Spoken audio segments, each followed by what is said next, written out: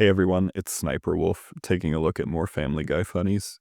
Today we've got a poem from an author who calls themselves Poems by Pogi, and this particular piece is called Yammering About Love. I'm going to be excited to talk about this one. If you like what you see here, you can find more of Poems by Pogi on Instagram at poemsbypogi, and that'll be linked at the top of the description. Before we get into it, I want to say, keep in mind, I am not a professional reviewer. I'm just some guy on the internet who likes reading and writing. The opinions expressed in this video are only opinions. My interpretation of or reaction to the work will not be the same as everyone else's, for better or for worse. I will look for the good and the bad, but no matter what I say, don't be too hard on yourself. Just keep writing. And for those in the comments, please be respectful. Also, I'm so sorry for any mistakes or mispronunciations of names or words. If I come across a word that I don't want to say for whatever reason, I will replace it with the word blank. So, once again, this is Yammering About Love from Poems by Pogi. No content warning on this one. And as a note from the author, they said, this poem was inspired by Richard Siken's Crush, which is a piece that I am actually not familiar with. But we'll take a look. So I mentioned that I was going to be excited to talk about this one, and I haven't actually read it yet, but just by looking at it, right, it looks like the visual component is kind of just as important as, the poetic component, the language component. So that's really interesting to me. Just yesterday I was reading some erasure poetry, and I think personally the erasure element is just as important visually as it is, for the language, just a lot like this, right? How the poem looks is also important to how the poem feels, right? So we'll see how form is contributing to the overall message and the other uses of figurative language here, but let's just go ahead and get into it. You are talking endlessly about love. What am I to do with that but to love you more? You fed me with your hands, orange wedges of goodness. Then we twisted together and painted the floor with our figures. You said it's too much, confessing you showed me too much of yourself. An eager dog finding meat, stuck on a stick, waved around. Is this the part where it ends well? I don't think so. An abstract painting of what I imagined was to come, actually so realistic I could see every brush stroke that grazed our blank canvas. So, should we share an ice cold Coke and let go of what needs to be let go? Sorry, you say. Your camera captured every detail of both of us. Click, click, click. Camera shuddering. It was never meant to get dirty or scuffed. What about the pictures we were meant to hang up? White, empty frames of discarded memories. I'll never get used to you yammering about love, because it takes me back to a time we both shared, a piece of you and me. Interlocking puzzles that were never meant to fit, but we made it work, I think. Okay. So, first impressions, I like it. I think I like it. Um, Sometimes I get skeptical about love poems, or, I come across a love poem and I feel almost predisposed not to like it, just because I've read a lot of love poems and there's a high volume of love poems out there, and so it takes a lot to make them sound original, right? But I think this one is working pretty well, personally. Um, One note, there are poetry journals who love this sort of thing, love poems that look like this, a little unique, a little unconventional, right?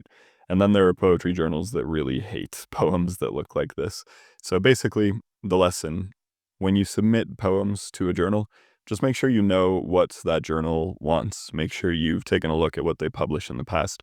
Because if you write unconventional shaped stuff like this, you're really going to have to know your audience, right? Um, I don't think you would want to submit this to a more traditional poetry journal, because, I don't know, it might just not be worth your time, and if there's a fee associated with the submission, then potentially you might just be, I don't know, throwing away those $3 more or less, right? But it depends. Some journals will take everything, right, and that's great. But anyhow, I'm sure the author knows that already. Let's just get into the text. So, line by line. You are talking endlessly about love. What am I to do with that but to love you more? Um, I think it's a decent opening couplet. Um, yeah, I don't think it's too trite or anything. Um, but at the same time, I don't know. it doesn't necessarily reveal anything, like, special about the subject or the speaker. Um, Details that I think we get later in the poem that are kind of neat and kind of special. Um, so that's something to consider. Most poetry journal readers will read a poem through to the end, right? But not all poetry journal readers will grant a poem that same grace. Some people will look at the first lines, first stanza of a poem, and decide whether they want to keep reading it or not. So, in my opinion, I think poems should be very interesting from beginning to end. I think it's wise to put in a good hook right at the beginning. For some people, this probably will be a great hook, these opening 2 lines. For me, not my favorite, but potentially enough to keep me going. And I mentioned, that the whole shape of the poem was enough to make me curious about the whole thing in the first place, so you could call that a hook on its own. About all of the textual, mm, eccentricities, we might say, the bolding and the underlining and the italics, I don't really know what to make of those, or I guess I would think that they're for emphasis, right?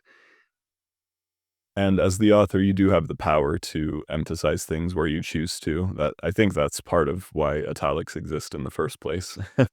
But, I don't know. I guess the more I write, the more I actually try to avoid that because I kind of like giving the reader more flexibility to interpret what's most important in the work. That being said, to me, it looks like it's kind of clearly part of Poems by Pogi's style to do this sort of thing. It might be part of their brand, basically. And if that's the case, then, be consistent with yourself, be true to yourself, be true to your brand, whatever. Because at the same time, I can say I don't read a lot of poetry like this, and it's always good to set yourself apart, I think. So, like I said, there are going to be some journals who really love this sort of thing and other journals that really don't. Um, Ultimately, it is just kinda gonna come down to personal preference, so not my thing personally, but, the author seems to like it, and I'm sure there are readers who will seem to really love it, probably. Anyway, let's keep going. "You fed me with your hands orange wedges of goodness. Then we twisted together and painted the floor with our figures." Those are pretty good lines, and the orange wedges sounds really familiar. Maybe I am familiar with Richard Siken's Crush. Or maybe I've just read multiple poems where oranges are key details, central ideas, objective correlatives, right?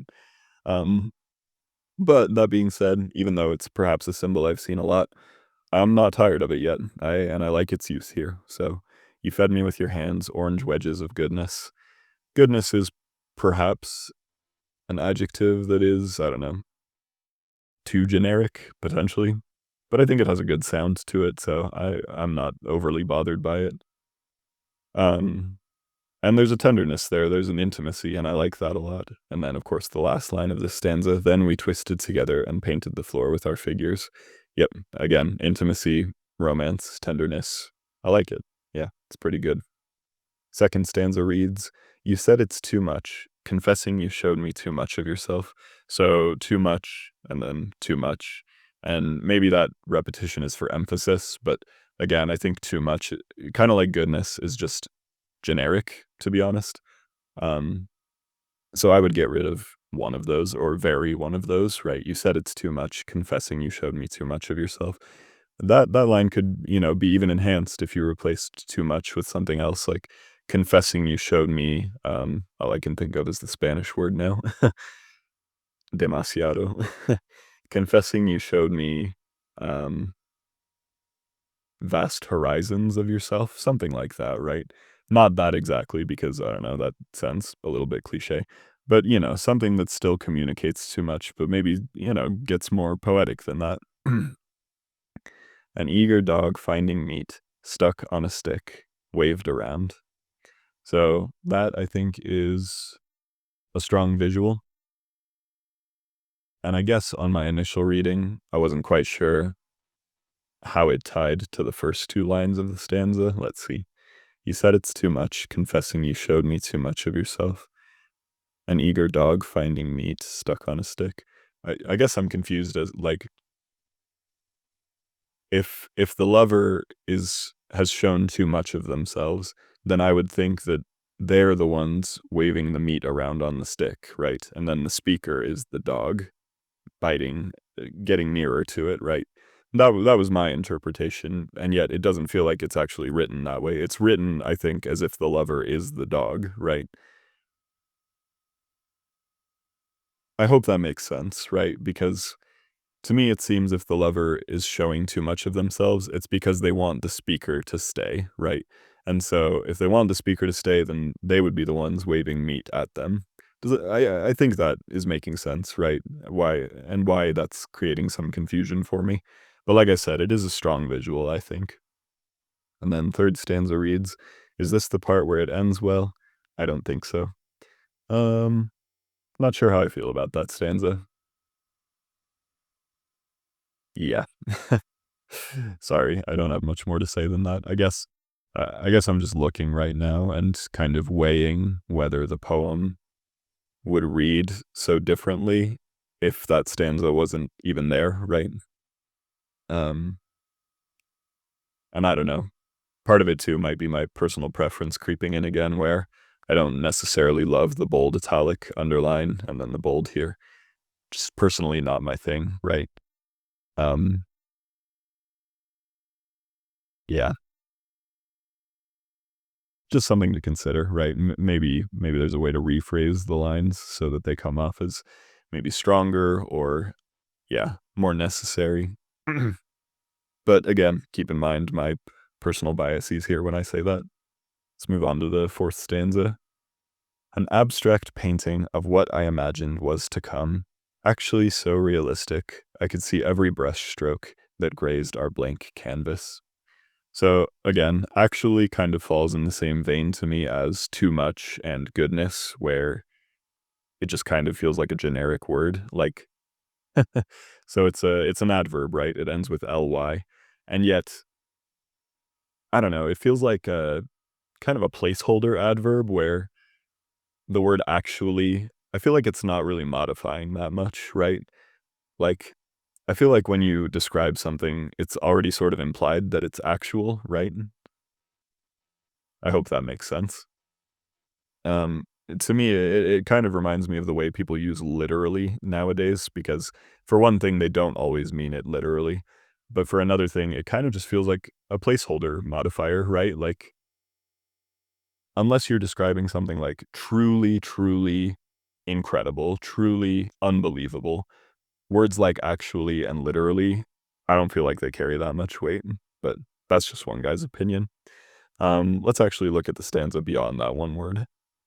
An abstract painting of what I imagined was to come, actually so realistic I could see every brushstroke that grazed our blank canvas.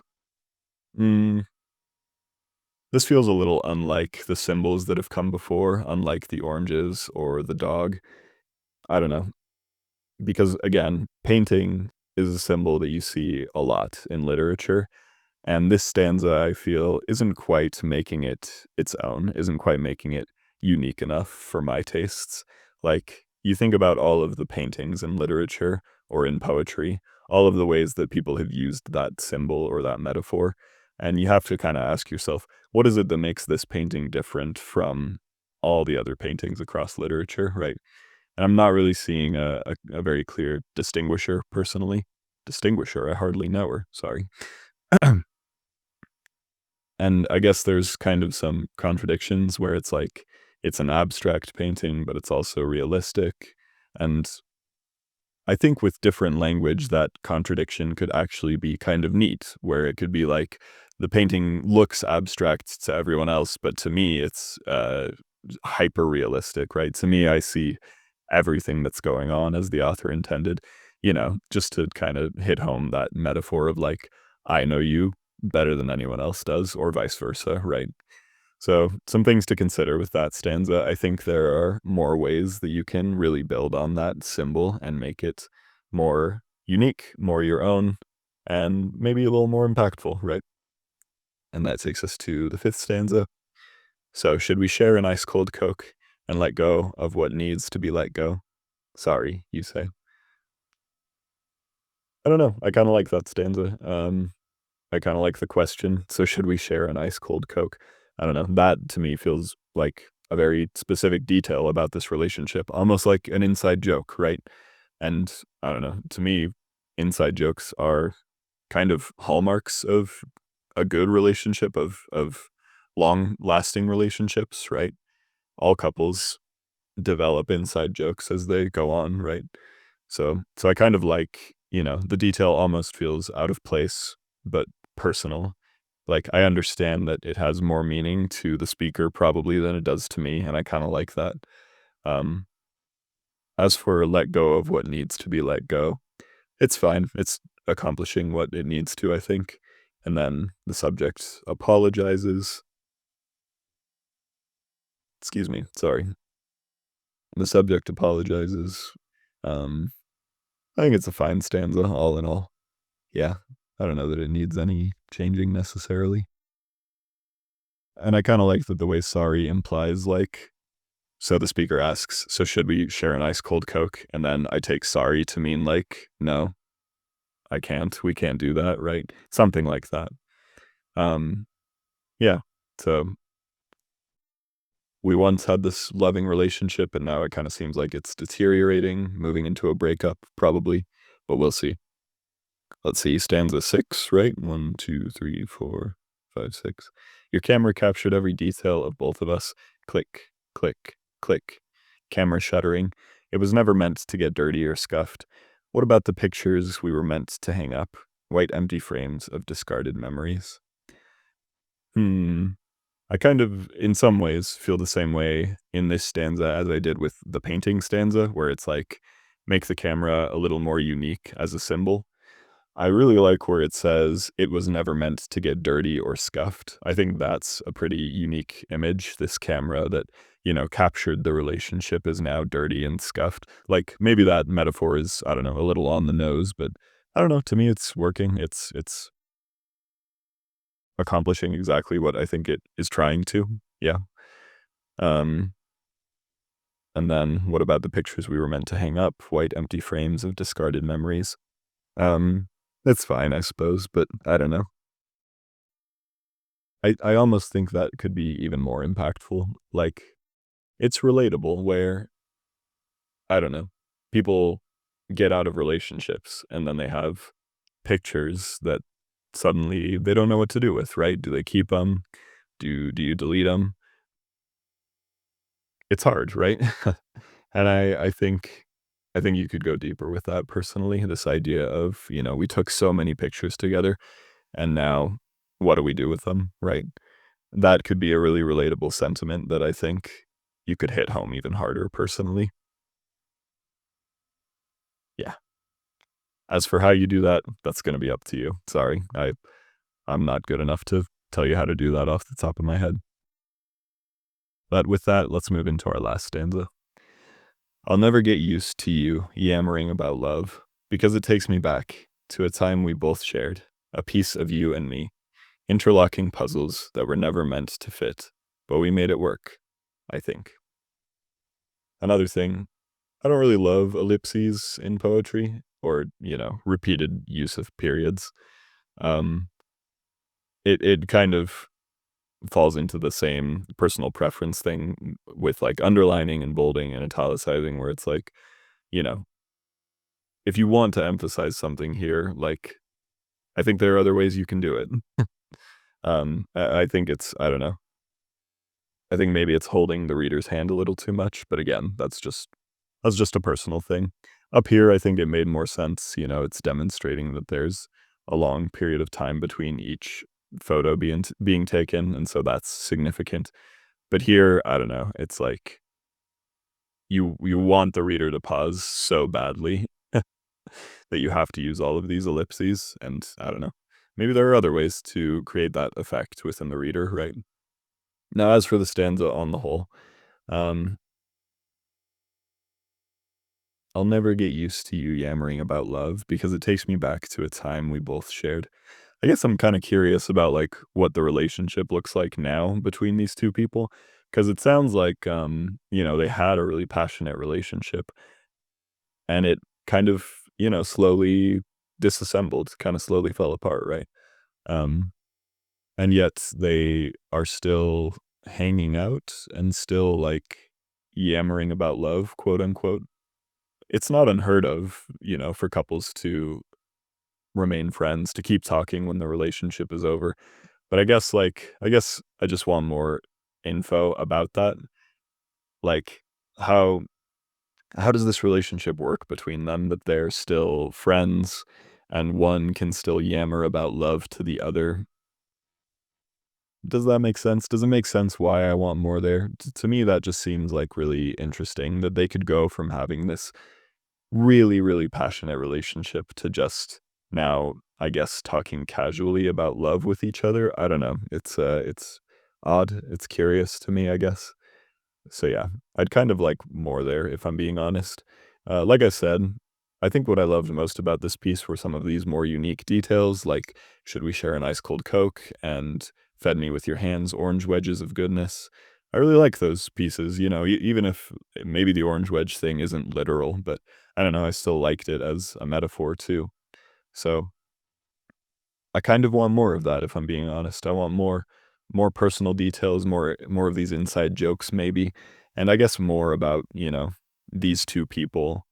What is the lover like? What is the speaker like? And how is it that they're still like on great terms and just talking so casually about love to one another? Does that make sense? I hope so. But there are some real strengths here for sure. And, like I said, a lot of this doesn't really like fall within my personal preference, but that's not to say that it's bad, obviously. That would be silly of me to say that. There's definitely an audience for this, I think. And as far as love poems go, it's pretty good, I think. Like I said, I'm sort of predisposed not to like a lot of love poems. But this one I think works more than it doesn't work. So yeah. Overall final thoughts. Just make some of these metaphors more your own. And then ideally give me more about these two people. Give me more inside jokes, more personal details, more things that that you might not see in other poems that I haven't seen captured before in other poems or in other pieces of writing, right? I think I've said this so many times on both channels, but that to me is the strength of poetry is to say things in new and creative ways, right? And so when we're looking at the pantheon of love poems, that's going to be really difficult. And perhaps what it ultimately will boil down to is those personal details, right? So I hope that's making sense. Yeah, I like the progression, but I do need to know more about how we kind of got to this last stanza, if that makes sense. So, ultimately, Poems by Pogi. This is a good one. I hope you keep going with this. Um, Again, audience, if you want to find more, you can find this author on Instagram at Poems by Pogi. And I think we will leave it there. Yeah. So, hey, thank you so much for submitting Poems by Pogi. Thank you so much for your support. It really, really means a lot. And ultimately, keep in mind, this is a rough draft.